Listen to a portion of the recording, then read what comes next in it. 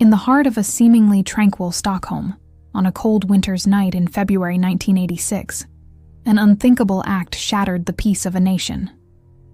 Olof Palme, Sweden's charismatic and controversial prime minister, known for his outspoken international activism and commitment to social democracy, was walking home from the cinema with his wife Lisbeth, without the usual protection afforded to a head of state. It was a decision rooted in his desire to live an ordinary life, a choice that would tragically seal his fate, and plunge Sweden into one of the most enduring and perplexing murder mysteries of the 20th century. The 2 gunshots that rang out on Sveavägen that night did more than just claim a life.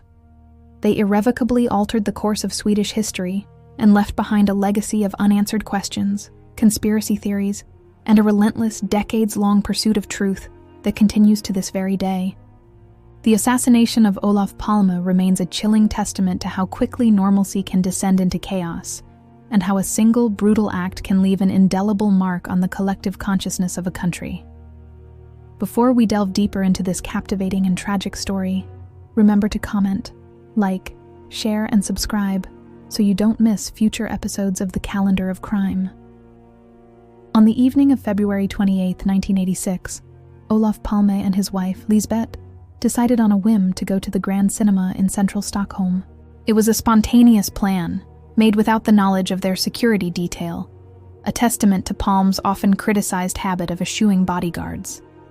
They met their son, Morten, and his girlfriend at the cinema, enjoying a screening of the Swedish comedy, Bröderna Mozart.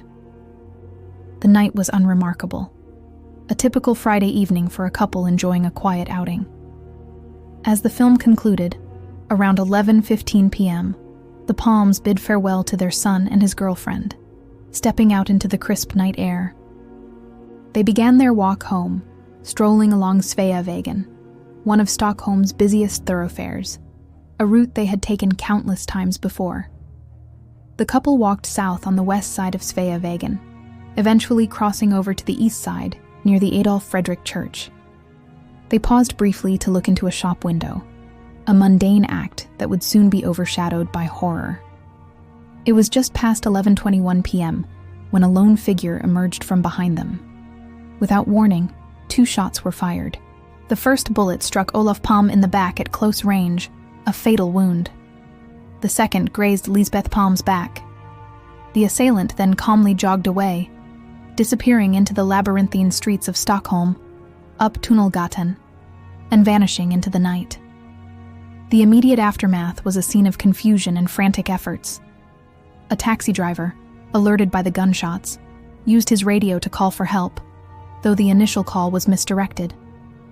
2 young women in a nearby car also tried to assist. Within minutes, police patrols and an ambulance arrived. Lisbeth Palme, despite her own injury, cradled her dying husband. He was rushed to Sabbatsberg Hospital, but it was too late. At 12:06 a.m. on March 1, 1986, Olof Palme was pronounced dead. The news sent shockwaves across Sweden and the world.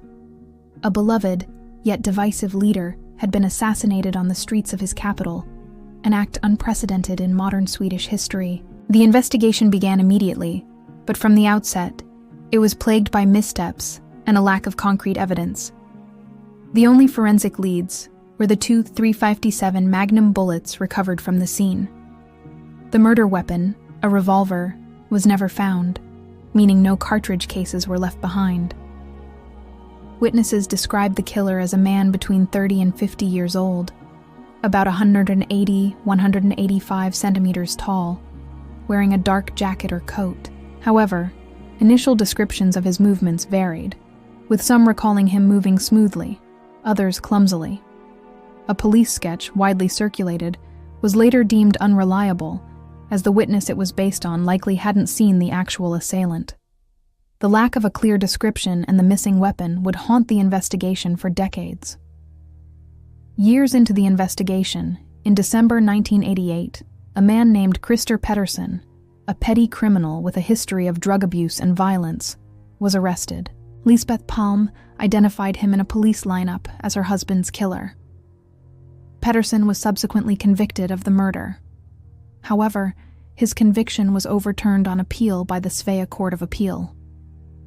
The court cited the absence of the murder weapon, the lack of a clear motive, and significant doubts about the reliability of Lisbeth Palme's testimony, particularly how the lineup was conducted.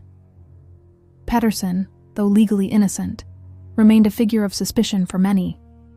He died in 2004, taking any potential answers with him. The case remained officially unsolved, but theories abounded. One of the most prominent, and eventually the focus of the investigation for a time, centered on Stig Engström, a graphic designer known as the Skandia Man, due to his workplace being near the crime scene. Engström initially presented himself as a witness, claiming to be one of the first on the scene. However, his statements were inconsistent, and he frequently changed his story. Journalist Thomas Pettersson's extensive investigation, published in 2018, meticulously laid out a circumstantial case against Engström, suggesting he had a strong dislike for Palme and may have acted impulsively. In June 2020, after 34 years, Chief Prosecutor Christer Pettersson announced that Stig Engström was the most likely suspect, and due to Engström's death in 2000, the investigation would be closed. Pettersson cited Engström's knowledge of weapons, his anti-Palme sentiments, and his presence at the scene, along with his evasive behavior. However, no direct evidence linking Engström to the murder weapon was ever found, and the decision to name him as the killer was met with considerable criticism, particularly from those who felt the evidence was purely circumstantial. The story, however, took another twist. In December 2025, a press conference was held where it was announced that Stig Engström was no longer considered the main suspect in the assassination of Olof Palme. Despite this, the investigation, which had been officially closed in 2020, would not be reopened. This development left many observers, and indeed the Swedish public, with a renewed sense of frustration and an enduring question: if not Engström, then who?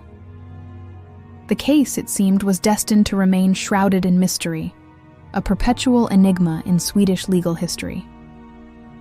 Beyond Pettersson and Engström, numerous other theories have been explored over the decades. Some pointed to a South African connection, given Palme's strong anti-apartheid stance and Sweden's financial support for the ANC. Others implicated the Kurdistan Workers' Party, PKK, which Palme's government had designated as a terrorist organization. The Bofors scandal, involving alleged kickbacks in an arms deal with India, also surfaced as a potential motive. Even the CIA and Italian clandestine organizations like Propaganda 2, P2, were considered, fueled by cryptic messages and the Cold War's shadowy machinations.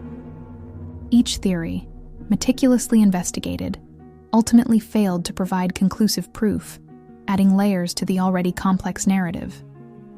The assassination of Olof Palme remains one of the most significant unsolved crimes in modern history.